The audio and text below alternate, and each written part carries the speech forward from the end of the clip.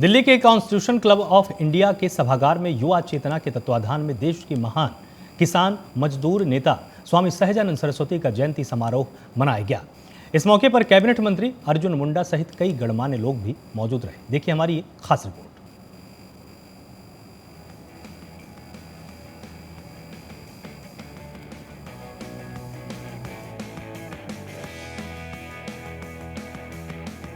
ये है दिल्ली का कॉन्स्टिट्यूशन क्लब।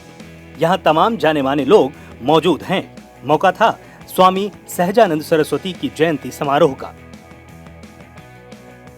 स्वामी अभिषेक ब्रह्मचारी, भारत सरकार के जनजाति विभाग के कैबिनेट मंत्री अर्जुन मुंडा, भाजपा के राष्ट्रीय प्रवक्ता डॉक्टर विजय सोनकर शास्त्री, युवा चेतना के राष्ट्रीय संयोजक रोहित कुमार सिंह, शिक्षाविद जफर सरीशवाला, डॉक्टर मारूफ चौधरी सहित अन्य गणमान्य लोगों ने दीप प्रज्वलित और स्वामी सहजानंद सरस्वती के चित्र पर पुष्पांजलि अर्पित कर समारोह का शुभारंभ किया। इस मौके पर स्वामी अभिषेक ब्रह्मचारी ने कहा कि स्वामी सहजानंद सरस्वती गरीबों के भगवान थे। उन्होंने जीवन भर समाज के अंतिम व्यक्ति को मुख्यधारा से जोड़ने हेतु संघर्ष किया। जब सहजानंद सरस्वती जी की चर्चा आती है तो एक साधु का विषय समझ सकता है। वो 1989 में हुए, हम लोग 1982 में हुए। 1889 में, हम लोग 1982 में, लगभग 100 साल का अंतर है। परंतु जब हम लोग समाज में निकलते हैं तो लोग हमसे अपेक्षा करता है कि नित्या ध्यान, धारणा, ध्यान, समाधि, प्रत्येक चैतन्याभिन्न परमात्मा को आत्मसात करना ही इनका लक्ष्य होता है। बिल्कुल सही होता है कि साधु गंगा के किनारे रहे, प्रत्येक चैतन्याभिन्न परमात्मा को अपने आप में साथ करे, यह एक साधु का लक्षण होना चाहिए, होना भी चाहिए। परंतु हम विचार जब अपने शास्त्रों को उन्मुख होकर देखते हैं तो ये पता चलता है कि अगर वशिष्ठ जी इसी काम में लग जाते तो पुष्पक ज्ञान का निर्माण कौन करता है। मुख्य अतिथि भारत सरकार के जनजाति विभाग के कैबिनेट मंत्री अर्जुन मुंडा ने कहा कि स्वामी सहजानंद गरीब के भगवान थे। उन्होंने जीवन भर जमींदारी व्यवस्था के खिलाफ संघर्ष किया। मुंडा ने कहा कि प्रधानमंत्री नरेंद्र मोदी की सरकार स्वामी सहजानंद के सपनों का भारत गढ़ने का काम कर रही है। उन्होंने कहा कि किसानों और गरीबों के लिए प्रधानमंत्री नरेंद्र मोदी मसीहा हैं। मुंडा ने कहा कि G20 का नेतृत्व आज भारत कर रहा है। पूरी दुनिया हमारे देश के पीछे खड़ी है। यही नया भारत है। स्वामी सहजानंद सरस्वती जी ऐसे पथ प्रदर्शक और युग दृष्टा में से एक थे जिन्होंने अपने जीवन काल में समाज के लिए, राष्ट्र के लिए और खासकर किसानों के लिए संपूर्ण समाज का नेतृत्व करते हुए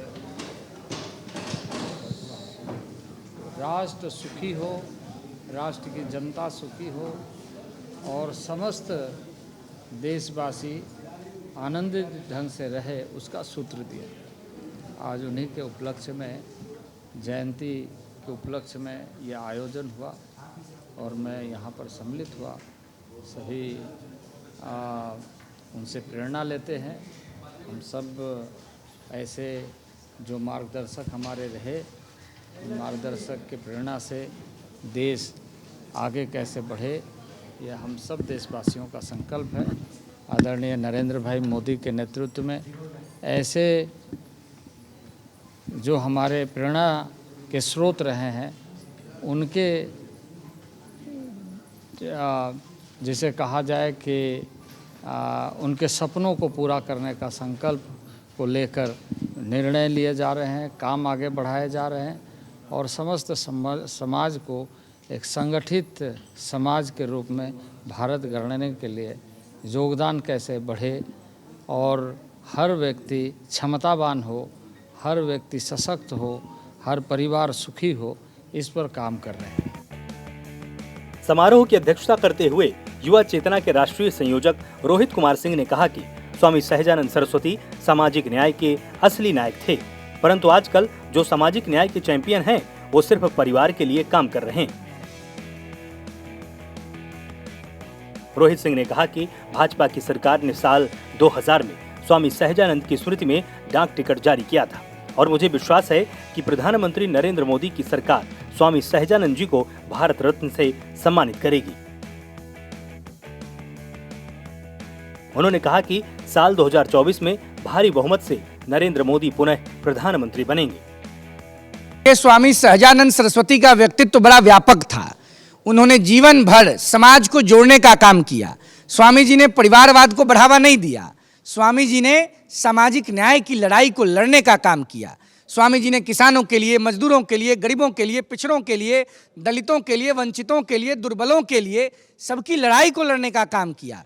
स्वामी सहजानंद किसान और मजदूर के भगवान थे, गरीब आवाम की आवाज़ थे। और आज तो जो लोग सामाजिक न्याय का झंडा लेकर घूम रहे हैं, उनका सामाजिक न्याय तो परिवार के लिए है। वो तो परिवार के पोषण के लिए सामाजिक न्याय की लड़ाई लड़ रहे हैं। आज हम लोगों ने इस महत्वपूर्ण कार्यक्रम में भारत के प्रधानमंत्री जी से आग्रहपूर्वक अपील किया है कि स्वामी जी के कृत्यों को देखते हुए उन्हें मरणोपरांत भारत रत्न जैसे प्रतिष्ठित सम्मान से सम्मानित किया जाए और स्वामी जी की स्मृति में देश के किसी भी प्रदेश में, किसी भी जनपद में एक विश्वविद्यालय की स्थापना की जाए ताकि नौजवानों को, आने वाली पीढ़ी को स्वामी जी के कार्यों के बारे में ज़्यादा से ज़्यादा जानकारी मिल सके। और देश के नौजवानों से अपील करते हैं कि देश में बढ़ रही, खड़ी हो रही परिवारवादी राजनीतिक शक्तियों के खिलाफ हमारे अभियान में साथ आएं ताकि भारत माता के वैभव को बढ़ाने में सब लोग मिलकर योगदान दे सकें। आदरणीय शिक्षा मंत्री जी धर्मेंद्र प्रधान जी से जरूर आग्रह करेंगे और धर्मेंद्र प्रधान जी तो स्वामी सहजानंद जी से बहुत ज़्यादा प्रभावित रहते हैं, स्वामी सहजानंद जी को जानते भी हैं। मुझे लगता है कि जब धर्मेंद्र प्रधान जी तक यह मांग जाएगी तो निश्चित रूप से आदरणीय धर्मेंद्र प्रधान जी हमारी मांग पर विचार करते हुए स्वामी सहजानंद जी के स्मृति में जरूर कोई विश्वविद्यालय गठन का प्रयास करेंगे। विशिष्ट अतिथि भाजपा के राष्ट्रीय प्रवक्ता डॉक्टर विजय सोनकर शास्त्री ने स्वामी सहजानंद सरस्वती को वंचितों का देवता बताया। साथ ही जफर सरेशवाला ने कहा कि स्वामी सहजानंद के सपनों का भारत प्रधानमंत्री नरेंद्र मोदी बनाएंगे। डॉक्टर मारूफ चौधरी ने कहा कि प्रधानमंत्री नरेंद्र मोदी भारत के गरीब वर्ग के सच्चे हितैषी हैं। स्वामी सहजानंद सरस्वती जी ने किसानों और मजदूरों के लिए बहुत ऐतिहासिक काम किए हैं।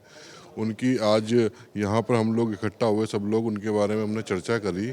तो ये इस तरीके के काम होते रहने चाहिए जिन्होंने किसानों और मजदूरों के लिए निस्वार्थ कार्य किए हैं। उस तरीके के कार्यक्रम होते रहने चाहिए और इसी तरीके के लोग और आगे देश में और लोग जो काम करेंगे उसी से देश आगे बढ़ेगा। सर, दूसरा महत्वपूर्ण रोहित जी जो युवा चेतना संयोजक है और स्वामी जी ने, अभिषेक ब्रह्मचारी जी ने एक मांग उठाई है भारत रत्न और उनके नाम पे विश्वविद्यालय बनना चाहिए। किस तरह सहमत करती हैं आप सर? बिल्कुल बिल्कुल विश्वविद्यालय बनना चाहिए। ये बहुत अच्छी मांग रोहित जी ने, स्वामी अभिषेक जी ने रखी है और मैं इसका समर्थन करता हूँ पूरी तरीके से। इस अवसर पर योगेश शुक्ला, रंजीत चौधरी, गौरी शंकर पांडे, अरशद नदवी, अनिल सिंह जैसे गणमान्य भी उपस्थित रहे। Pankaj Wankhede, prime news, Delhi.